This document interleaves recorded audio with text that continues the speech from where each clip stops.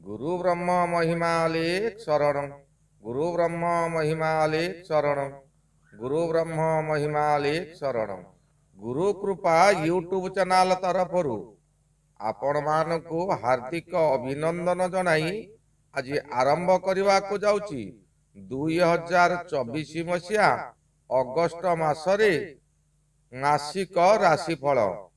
एही राशिफल आरंभ करने पूर्वर आपण मानकु मोर अनुरोध जेउ माने प्रथम करी आमर एही चैनल को आसिछंती बा आमर एही वीडियो देखुछंती सर्वप्रथमे सब्सक्राइब करंतु ओ बेल आइकन को दबाई दियंतु जहा द्वारा कि आमर जेउ समय रे वीडियो अपलोड हेबो सर्वप्रथमे आपण मानक पाखरे पहुंची पारिबो। आमर एही चैनल रे दिया जाउतिबा राशिफल प्रायतः शतकड़ा 90 भाग सफल हेउची। आपण मानकु मोर अनुरोध आपण माने आपणकर सांग साथी मानकु शेयर करंतु अधिकरु अधिक देखंतु और निजर भविष्यत निजे जानंतु। जेउ मानकर विवाह बहुत विलंब हेलानी चाकरी क्षेत्र रे बारंबार इंटरव्यू देई फेल मारुछंती से माने तांकर नाम जन्म तारीख जन्म समय और जन्म स्थान आमर एही चैनल रो मेल आईडी रे प्रेरण करंतु। आमे ताहार सुविचार करी ताहार प्रतिकार निमित्त आपनकु जणाई दिया जिवो। आसंतु एबे जानिबा 2024 मसीहा अगस्ट मासरे मकर राशि मासिक राशिफल। मकर राशि जन्मित व्यक्ति विशेष निज धन प्रति विशेष सावधान रही थांती। अजथारे कौनसी खर्च किंबा अपव्यय करंती नाही। जे कौनसी कार्य हेउ जेते बा निज लोक होइतांतु पछे निजे अनुध्यान न करिबा पर्यंत सेमाने से कार्य रे हाथ दियंती नाही। कौनसी कार्य करिबा मनस्थ करी शेष समय रे परिवर्तन करि देई समालोचना मध्य होंती। समय समय लोक माने उपहास करंती तथापि काहाकू खातिरी न करी निज इच्छारे काम करी चलती। एमाने भारी चतुर निज चतुरता बलरे किंबा कौशल बलरे समस्त कार्य करि पारंती। जेते बड़ शत्रु होइतांतु एमाने मित्रता करि पारंती ताहा साधारण लोक बुझिबा कष्टकर होई पड़े। दुर्भाग्यर कथा एमानकर मित्रता अल्प दिन सकाशे कौनसी मित्र दीर्घस्थायी होई पारिबो नाही। सर्वदा नुआ मित्र स्थापन करी काम हासिल करिबा कथा।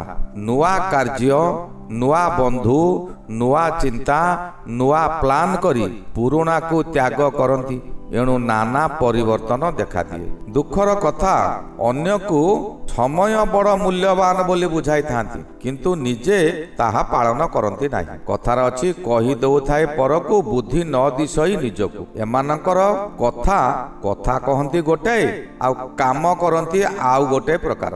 अन्यर परिवार मध्यरे पसी एमाने मध्यस्थी करंती किंतु निज परिवार को निजे भांगी खंड खंड कर दियंती। एही दुर्गुण सकाशे जेपरी कुख्याति अर्जन करि पारंती सेहीपरि निजर चातुर्य कौशल और बुद्धि विवेक जोगु बहु उच्चा को मध्य उठी पारंती। कुशल राजनीतिज्ञ मध्य होई पारंती। जीवन रे केते थर छोट लोकंक सहित कलह होईची केते थर धारणा मध्य तांको पई देई दियंती। एथि सकाशे परिवार लोक सहित मध्य कलह होई पारे। मकर राशिर शुभ बार हेला बुधवार शुक्रवार और शनिवार। शुभ ग्रह बुध ग्रह शुक्र ग्रह और शनि ग्रह। शुभ लग्न मेष लग्न सिंह लग्न मिथुन लग्न। मकर राशिर शुभ अंक 1 2 3 और 9। घात चंद्र सिंह चंद्र। घात बार मंगलवार। घात तिथि द्वादशी। घात नक्षत्र रोहिणी नक्षत्र। घात ग्रह रवि चंद्र मंगल। घात लग्न कुंभ लग्न। घात संख्या 4 5 और 8। यही राशि ତିନି ଗୋଟି ନକ୍ଷତ୍ରକୁ ନେଇ ଗଠିତ। ପ୍ରଥମ ନକ୍ଷତ୍ରଟି ଉତ୍ତରାଷାଢ଼ା ନକ୍ଷତ୍ର। ସର୍ବଦା ପରିଷ୍କାର ଓ ପରିଚ୍ଛନ୍ନ ସ୍ଥାନରେ ବାସ କରନ୍ତି, ପରିଷ୍କାର ପୋଷାକ ପିନ୍ଧନ୍ତି, ସର୍ବଜନ ପ୍ରିୟ ହୋଇଥାନ୍ତି। ଈଶ୍ୱର ଭକ୍ତି, ଦେବ ଭକ୍ତି ଓ ଗୁରୁଜନ ଭକ୍ତି ଏମାନଙ୍କର ଥାଏ। ଉଦାର ହୃଦୟ, ଉତ୍ତମ ସ୍ମରଣ ଶକ୍ତି ହୋଇଥାଏ। ପର ଉପକାରୀ ଓ ଅନ୍ୟର ଜୀବନ ରକ୍ଷାକାରୀ। ନିଜେ ପଛେ ବିପଦରେ ପଡ଼ନ୍ତି କିନ୍ତୁ ଅନ୍ୟକୁ ସାହାଯ୍ୟ କରନ୍ତି। ଏହି ନକ୍ଷତ୍ର ଜାତ ବ୍ୟକ୍ତି ଜନ୍ମ ହେବାର 12 ଦିନରେ ଆମବାତ ହୋଇଥାଏ। 5 ବର୍ଷରେ ଜ୍ୱର ଓ ଅଗ୍ନି ଭୟ ହୁଏ। 28 ବର୍ଷରେ ସାଂଘାତିକ ହାଡ଼ ଫୁଟି ବସନ୍ତ ମିଳିମିଳା ହୁଏ। 44 ବର୍ଷରେ କାହାରି ଦ୍ୱାରା ଶସ୍ତ୍ରାଘାତ ହୋଇଥାଏ। 80 ବର୍ଷରେ ଚକ୍ଷୁ ରୋଗ ଓ ଜଳ ଭୟ ଥାଏ। ଏହି ଉତ୍ତରାଷାଢ଼ା ନକ୍ଷତ୍ର ଜାତ ନାରୀମାନେ ରମଣୀୟ ଚେହେରା ଓ ସତୀ ସ୍ୱାଧୀ ହୋଇଥାନ୍ତି। ସୁନ୍ଦର ଗଠନ, ପତି ଚିତ୍ତହାରିଣୀ, ସୌଭାଗ୍ୟ ପ୍ରାପ୍ତି ଓ ଉଚ୍ଚ ସ୍ଥାନ ଅଧିକାର କରିଥାନ୍ତି। କାହାରି ନାକରେ ନାଲି ଚିହ୍ନଟିଏ ଥାଏ। ଦ୍ୱିତୀୟ ନକ୍ଷତ୍ରଟି ହେଲା ଶ୍ରବଣା ନକ୍ଷତ୍ର। ଶ୍ରବଣା ନକ୍ଷତ୍ର ଦେବଗଣ। ଏହି ନକ୍ଷତ୍ର ଚନ୍ଦ୍ର ମହାଦଶାର ଜନ୍ମ ନକ୍ଷତ୍ର। ସୁଗନ୍ଧ ଦ୍ରବ୍ୟ ବ୍ୟବହାରରେ ଏମାନେ ଆଗ୍ରହ କରନ୍ତି। ଚନ୍ଦ୍ର ଗ୍ରହ ମନକାରକ ଗ୍ରହ, ଏଣୁ ମନକୁ ସୁଗନ୍ଧ ଦ୍ରବ୍ୟରେ ଭରପୁର ଆନନ୍ଦ ନିଅନ୍ତି। ଏମାନେ ପୃଥୁଳ ଶରୀର ହୋଇଥାନ୍ତି। ନିଜର ସ୍ତ୍ରୀ ସକାଶେ ସର୍ବଦା ଇଏ ବୀତସ୍ପୃହ। ପ୍ରଶସ୍ତ ହୃଦୟ, ବିଶାଳ ଶରୀର, କମନୀୟ ଚେହେରା, ବନ୍ଧୁ ବାନ୍ଧବ ଉପରେ ସର୍ବଦା ନିର୍ଭରଶୀଳ। ସର୍ବଜନ ଆଦୃତ ହୋଇଥାନ୍ତି। ବହୁ ଭାଷୀ, ବହୁ ଦେଶ ଭ୍ରମଣକାରୀ। ନିଜ ଜନ୍ମସ୍ଥାନ ଛାଡ଼ି ଏମାନେ ଦୂରରେ ରହିଥାନ୍ତି। ସୁନ୍ଦରୀ ସ୍ତ୍ରୀ ଲାଭ ହୁଏ। ଏମାନେ ପ୍ରାୟତଃ ଜୀବନରେ ଧନୀ ହୋଇଥାନ୍ତି ଓ ଖ୍ୟାତନାମା ମଧ୍ୟ ହୋଇଥାନ୍ତି। ଜନ୍ମ ହେବାର 2 ବର୍ଷରେ ଏମାନଙ୍କର ବିଷ ଭୟ ଥାଏ। 5 ବର୍ଷରେ ଅଗ୍ନି ଭୟ ଥାଏ। 7 ବର୍ଷରେ ଶସ୍ତ୍ର ଭୟ ଥାଏ। 13 ବର୍ଷରେ ଜ୍ୱର ଓ ଜୀବନ ପ୍ରତି ଭୟ ଥାଏ। 15 ବର୍ଷରେ ଦୁର୍ଭାଗ୍ୟ ଓ 90 ବର୍ଷ ଏମାନଙ୍କର ପରମାୟୁ। ନାରୀମାନେ ଅତି ସୁନ୍ଦରୀ, ପଣ୍ଡିତା ଓ ଶାସ୍ତ୍ର ପଠନକାରୀ। ପୁରୁଷ ଓ ନାରୀ ଏମାନଙ୍କର ଗୁପ୍ତ ଇନ୍ଦ୍ରିୟରେ ଚିହ୍ନ ଥାଏ। ଶେଷ ନକ୍ଷତ୍ରଟି ଧନିଷ୍ଠା ନକ୍ଷତ୍ର। ଧନିଷ୍ଠା ନକ୍ଷତ୍ର ଜାତ ବ୍ୟକ୍ତି ସର୍ବଜନ ପ୍ରଶଂସନୀୟ। ସୌନ୍ଦର୍ଯ୍ୟ ଚେହେରା, କର୍ତ୍ତବ୍ୟ ନିଷ୍ଠା। ଯେଉଁ କାର୍ଯ୍ୟରେ ହାତ ଦେବେ ତାହା ପୂରଣ ନ କରି ବିଶ୍ରାମ ନେବେ ନାହିଁ। ଅତି ନିଷ୍ଠୁର ସ୍ୱଭାବ, ପ୍ରବଳ କ୍ରୋଧୀ, ଲମ୍ବା ଲମ୍ବା ହାତ ଓ ପାଦ ହୋଇଥାଏ। ସଙ୍ଗୀତ ପ୍ରେମୀ, ଯୁବତୀମାନଙ୍କର ମନହାରି। ଯୁବତୀ ମେଳରେ ସର୍ବଦା ରହିବାକୁ ପସନ୍ଦ କରନ୍ତି। ନିଜେ ଖାଦ୍ୟ ଯୋଗାଡ଼ ନ କରି ଅନ୍ୟମାନଙ୍କ ଉପରେ ଭରସା କରନ୍ତି। ଜନ୍ମର 25 ଦିନରେ ଏମାନଙ୍କୁ ଜ୍ୱରରେ ପୀଡ଼ିତ ହୋଇଥାନ୍ତି। 5 ବର୍ଷରେ ମଧ୍ୟ ଜ୍ୱର, 18 ବର୍ଷରେ ମଧ୍ୟ ଜ୍ୱର ହୋଇଥାଏ। 25 ବର୍ଷରେ ବହୁ ବିପଦ ଆସିଥାଏ। 40 ବର୍ଷରେ ପ୍ରାୟତଃ କୌଣସି ଅପରେସନ ହୁଏ। 50 ବର୍ଷରେ ଜଳ ଭୟ, 60 ବର୍ଷରେ ମୃତ୍ୟୁ ଭୟ ଓ 80 ବର୍ଷ ଏମାନଙ୍କର ପରମାୟୁ ହୁଏ। ଏହି ଧନିଷ୍ଠା ନକ୍ଷତ୍ର ଜାତି ନାରୀମାନେ ଭାରି ଗଳ୍ପ ପ୍ରେମୀ। ଗଳ୍ପ କହିବା କିମ୍ବା ଗଳ୍ପ ଶୁଣିବା ଉଭୟ ପସନ୍ଦ। ଗୁରୁପାକ ଖାଦ୍ୟ ଏମାନେ ଖାଇବାକୁ ଭଲ ପାଆନ୍ତି। ଯାନବାହନରେ ସର୍ବଦା ଗତାଗତ କରିବା ଏମାନଙ୍କର ମୂଳ ଲକ୍ଷ୍ୟ। ମକର ରାଶି ସକାଶେ ରବି ସପ୍ତମରେ ଭ୍ରମଣ କରୁଅଛନ୍ତି। ସପ୍ତମ ରବି ଯେଉଁ ସମୟରେ ଭ୍ରମଣ କରୁଥାଏ, ହଠାତ୍ ହସ ଖୁସିରେ ଚାଲୁଥିବା ପରିବାର, ସେହି ପରିବାର ଉପରେ ବିପଦ ମାଡ଼ି ଆସେ। ନିଜେ କିଛି ଭାବିବା ପୂର୍ବରୁ ରୋଗ ମଧ୍ୟ ମାଡ଼ି ବସିବ। ମୁଣ୍ଡ ବିଚଳିତ ହୋଇଯିବ, ମଥା ଭାରାକ୍ରାନ୍ତ ହୋଇଯିବ। ଏତେ କଷ୍ଟରେ ଥାଇ ମଧ୍ୟ ପରିବାର ସକାଶେ ଚିନ୍ତିତ ରହିବେ। ବାଧ୍ୟ ହୋଇ ଖର୍ଚ୍ଚ ଉପରେ ଖର୍ଚ୍ଚ କରିବେ। କରଜ କରିବାକୁ ବାଧ୍ୟ ହେବେ। ଆପଣ ଯେଉଁ କାର୍ଯ୍ୟ କରୁଥିଲେ ହଠାତ୍ ତାହା ପରିବର୍ତ୍ତନ କିମ୍ବା କାର୍ଯ୍ୟ ହାତରୁ ଚାଲି ଯାଇପାରେ, ଯାହାକୁ କି ଆପଣ ବରଦାସ୍ତ କରି ନ ପାରି ବିଚଳିତ ହୋଇଯିବେ। ଆପଣଙ୍କର ଆର୍ଥିକ ମେରୁଦଣ୍ଡ ଦୋହଲିଯିବ। ବହୁ କଷ୍ଟ କରି ବିଦେଶକୁ ବା ନିଜ ସ୍ଥାନରୁ ଅନ୍ୟ ସ୍ଥାନକୁ ଯାଇ ବହୁ ଅର୍ଥ ହାନି କରିବେ। ଏହି ସମୟରେ ଖାଦ୍ୟ ଜନିତ ଆପଣଙ୍କର ପେଟ ରୋଗ ହେବ ଓ ପେଟ ରୋଗ ହେବା କାରଣରୁ ଶରୀର ମାନ୍ଦା ରହିବ। ପରିବାର ଓ ସାଙ୍ଗସାଥୀମାନେ ଆପଣଙ୍କୁ ଅଯଥାରେ ଦୋଷାରୋପ କରିବେ। 17 ତାରିଖ ଠାରୁ ରବି ଅଷ୍ଟମକୁ ଯିବେ। ଅଷ୍ଟମ ରବି ଅତି ଅଶୁଭ ଫଳ ଦେବେ। ଆପଣ ଯେତେ ଚେଷ୍ଟା କଲେ ମଧ୍ୟ ଆପଣଙ୍କୁ କେହି ଭଲ ପାଇବେ ନାହିଁ। ଆପଣଙ୍କ କଥାକୁ ଭୁଲ ବୁଝିବେ। ଆପଣଙ୍କର ମୁଣ୍ଡ ବିଚଳିତ ହୋଇ ଆପଣ ପାଗଳ ପ୍ରାୟ ହୋଇଯିବେ। ଦୁଃଖ ପରେ ଦୁଃଖ ଆସିବ, ଯାହାଦ୍ୱାରା ନିଜେ କ'ଣ କରିବେ ଆପଣ ସ୍ଥିର କରିପାରିବେ ନାହିଁ। ଅନ୍ୟମନସ୍କ ହୋଇ ରାସ୍ତା ଦୁର୍ଘଟଣା ଘଟିପାରେ। ଏହି ସମୟରେ ଆପଣଙ୍କର ଲିଙ୍ଗଗତ ସମସ୍ୟା ଦେଖାଦେବ। ଦକ୍ଷିଣ ଦିଗରୁ କୌଣସି ଅଶୁଭ ଖବର କିମ୍ବା ମୃତ୍ୟୁ ଖବର ପାଇ ଆପଣ ବିଚଳିତ ହୋଇଯିବେ ଓ ସେହି ଦକ୍ଷିଣ ଦିଗରେ କୌଣସି ଶୁଦ୍ଧି କାର୍ଯ୍ୟକ୍ରମରେ ଯୋଗଦାନ କରି ବହୁ ଅର୍ଥ ହାନି କରିବେ।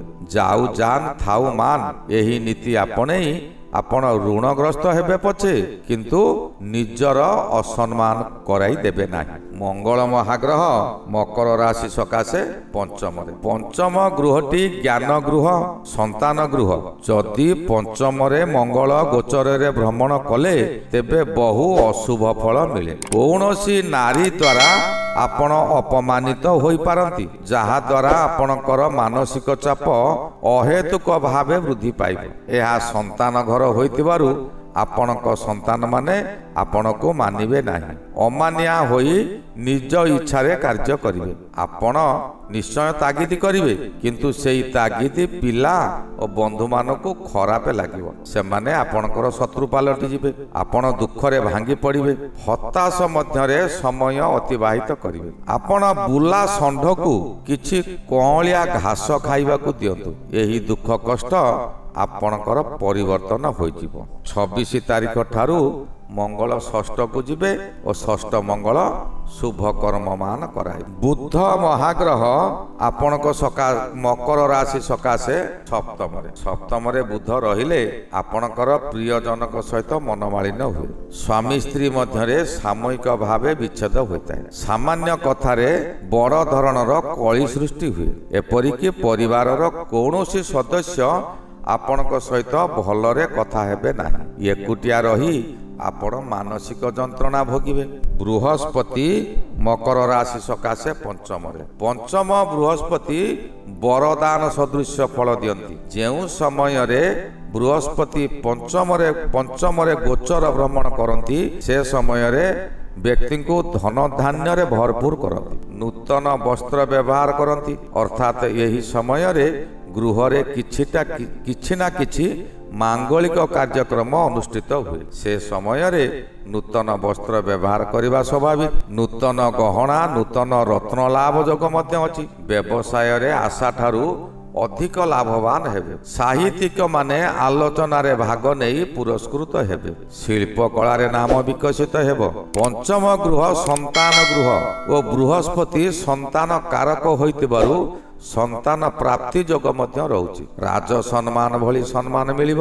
ଏହା ଜ୍ଞାନ ଗୃହ ହୋଇଥିବାରୁ ଅଧିକ ଜ୍ଞାନ ପ୍ରସାର ହେବ। ବିଶେଷ କରି ଆପଣ ଖୁସିରେ ରହିବେ। ଶୁକ୍ର ମହାଗ୍ରହ ମକର ରାଶି ସକାଶେ ଅଷ୍ଟମରେ। ଅଷ୍ଟମ ଶୁକ୍ର ସୁଖ ହିଁ ସୁଖ ଦେବ। ଆକସ୍ମିକ ଭାବେ କୌଣସି ସ୍ଥାନରୁ ଉତ୍ତରାଧିକାରୀ ଭାବେ ସମ୍ପତ୍ତି ପ୍ରାପ୍ତ ହେବ। ବିଶେଷ କରି କୌଣସି ନାରୀ ବାନ୍ଧବୀ ଦ୍ୱାରା ଅର୍ଥ ରୋଜଗାରର ବୃଦ୍ଧି ହେବ। କିନ୍ତୁ ସାବଧାନ, ଅବାଟକୁ ଗୋଡ଼ ନ ଦେଇ ସତ୍ ବାଟରେ ରୁହନ୍ତୁ। ସେ ଅର୍ଥ ଆପଣଙ୍କ କାମରେ ଲାଗିବ। ଆପଣଙ୍କ ଧନ ଦିନକୁ ଦିନ ବଢ଼ିବ। ଯଦି ଅସତ ଉପାୟରେ କିଛି ଧନ ଅର୍ଜନ କରନ୍ତି ତାହା ଆପଣଙ୍କୁ ବର୍ବାଦର ବାଟ ଦେଖାଇଦେବ। ଏହି ଶୁକ୍ର ମହାଗ୍ରହ 24 ତାରିଖ ଠାରୁ ନବମକୁ ଯିବେ। ନବମ ଶୁକ୍ର ମଧ୍ୟ ଭଲ। ଶନି ମହାଗ୍ରହ ଆପଣଙ୍କର ଦ୍ୱିତୀୟ ଶନି। ଏହା ଅତି ଗୁରୁତ୍ୱପୂର୍ଣ୍ଣ ସମୟ। ବିଗତ 6 ବର୍ଷ ହେଲାଣି ଆପଣ ଶନି ସପ୍ତାହର ଫଳ ଭୋଗୁଛନ୍ତି। ଏହି 6 ବର୍ଷ ମଧ୍ୟରେ ଆପଣ କେତେ ଭଲ କାମ କରିଛନ୍ତି ତାହାରି ଫଳ ଏହି ଶେଷ ସମୟରେ ମିଳିବ। ଶନି ଗ୍ରହ ଗୋଟିଏ ରାଶିରୁ ଆଉ ଗୋଟିଏ ରାଶିକୁ ଗୋଚରରେ ଯିବା ସମୟରେ ତାର ଫଳ ଦେଇ ଅନ୍ୟ ରାଶିକୁ ଯାଆନ୍ତି। ଏବେ ଶନି ବକ୍ରି ହୋଇ ଫଳ ଦେବାରେ ବ୍ୟସ୍ତ ଅଛନ୍ତି। ଶନି ସପ୍ତାହ ସମୟରେ ସର୍ବଦା ସତ୍ମାର୍ଗ ଓ ଧର୍ମ ମାର୍ଗରେ ଥିଲେ ଅନ୍ୟ ଗ୍ରହଙ୍କର ଅଶୁଭ ଫଳ ମଧ୍ୟ ଶନି ଖଣ୍ଡନ କରିଦିଅନ୍ତି। ବୁଦ୍ଧିମାନ ବ୍ୟକ୍ତିମାନେ ସର୍ବଦା ସତ୍ ପଥରେ ରହିଥିବାରୁ ସେମାନେ କେବେ ବିପଦରେ ପଡ଼ନ୍ତି ନାହିଁ। ସେମାନଙ୍କର ସର୍ବଦା ସମାନ ସମୟ ଥାଏ। ଏହି ସମୟରେ ରାହୁ ମହାଗ୍ରହ ମକର ରାଶି ସକାଶେ ତୃତୀୟ ରାହୁ ଗୋଚରରେ ଭ୍ରମଣ କରୁଥିବା ସମୟରେ ବ୍ୟକ୍ତିଙ୍କୁ ନିଜ ସତ୍କର୍ମର ଫଳ ଦିଅନ୍ତି। ଆପଣ ଯେଉଁ କର୍ମ କରିଛନ୍ତି, ଯେତେ ଗୁଡ଼ିଏ ଭଲ କାମ କରିଛନ୍ତି, ସେହି କର୍ମର ଫଳ ଏହି ସମୟରେ ଆପଣଙ୍କୁ ମିଳିବ। ଯଦି ସତ୍କର୍ମ କରିଥିବେ ତେବେ ସତ୍ଫଳ ହିସାବରେ ଅର୍ଥ ପ୍ରାପ୍ତି କରାଇବ। ପ୍ରତ୍ୟେକ ସ୍ଥାନରୁ ପ୍ରଶଂସା ମିଳିବ। ଯେଉଁ କାର୍ଯ୍ୟ କରିବେ ତହିଁରେ ଆପଣଙ୍କୁ ସଫଳତା ମିଳିବ, ସମ୍ମାନ ମିଳିବ। ଯଦି ଆପଣ ଅସତ ମାର୍ଗରେ ପରିଚାଳିତ ହୋଇଥିବେ ତେବେ ଏହାର ଓଲଟା ଫଳ ମିଳିବ। ଅର୍ଥ ହାନି ହେବ, ଅସମ୍ମାନ ପାଇବେ। ଶତ୍ରୁମାନେ ପାଖେ ପାଖେ ରହି ଆପଣଙ୍କର ବହୁ କ୍ଷତି କରିବେ। କେତୁ ମହାଗ୍ରହ ନବମରେ ଏହି ସମୟରେ ଭ୍ରମଣ କରୁଥିବେ। ନବମ କେତୁ ଅଶୁଭ ଫଳ ଦେବେ। ଆପଣଙ୍କୁ ବିଭ୍ରାନ୍ତିକର କରି ପକାଇବ। ବହୁ ଆଶା ଦେଖାଇ ନିରାଶ କରି ପକାଇବ। ଧନ ଉପାର୍ଜନ ସକାଶେ ଆପଣ ବିକଳ ହେବେ, କିନ୍ତୁ ଯେଉଁ କାମରେ ହାତ ଦେବେ ସେ କାମ ହୋଇପାରିବ ନାହିଁ। କିନ୍ତୁ ଆପଣ ଏହି ସମୟରେ କୁରୁସଭାର ଦ୍ରୌପଦୀ ପରି ପ୍ରତ୍ୟେକ ଦିଗରୁ ନିରାଶ ହୋଇ ପରମ ବ୍ରହ୍ମଙ୍କ ଭରସା ନେବେ ଓ ତହିଁରୁ ସୁଫଳ ମିଳିବ। ଶାନ୍ତିରେ ଆପଣ ନିଶ୍ୱାସ ମାରିପାରିବେ। ମକର ରାଶିର ଅଗଷ୍ଟ ମାସଟି ପ୍ରାୟତଃ ଅଶୁଭ ଅଧିକ ରହିଛି। ମକର ରାଶିର ଅଧିପତି ଶନି ମହାରାଜ ଅର୍ଥାତ୍ ଧର୍ମ ଦେବତା। ଆପଣ ସର୍ବଦା ଧର୍ମ ମାର୍ଗରେ ଯାଆନ୍ତୁ। ଦୁଃଖୀ ରଙ୍କି ମାନଙ୍କୁ ଦାନ ଧର୍ମ କରନ୍ତୁ। ଛୋଟା ଭିକାରୀକୁ ତାଙ୍କର ଆଶ୍ରା ବାଡ଼ି କିମ୍ବା ଶୀତ ବସ୍ତ୍ର ଦାନ କରନ୍ତୁ। ଏହି ବର୍ଷା ଦିନରେ ଛତା ଦାନ କରନ୍ତୁ। ଆପଣଙ୍କର ଯେତେ ଯେତେ ସବୁ ଅଶୁଭ ଅଛି ସମସ୍ତ ଶୁଭରେ ପରିଣତ ହୋଇଯିବ। ଧର୍ମ ଦେବତା ଆପଣଙ୍କ ସପକ୍ଷରେ ଯିବେ। ଆଜି ମୁଁ ଏଇଠାରେ ରହିଲି। ପରବର୍ତ୍ତୀ କୁମ୍ଭ ରାଶି ବିଷୟ ଆଗାମୀ ଅଧ୍ୟାୟରେ ଆଲୋଚନା କରିବା। ଏବେ ମୋତେ ବିଦାୟ ଦିଅନ୍ତୁ। ଶ୍ରୀ ଗୁରୁ ମହିମା ଅଲେଖ ଶରଣ। ଶ୍ରୀ ଗୁରୁ ମହିମା ଅଲେଖ ଶରଣ। ଶ୍ରୀ ଗୁରୁ ମହିମା ଅଲେଖ ଶରଣ। ଶରଣ ଶରଣ।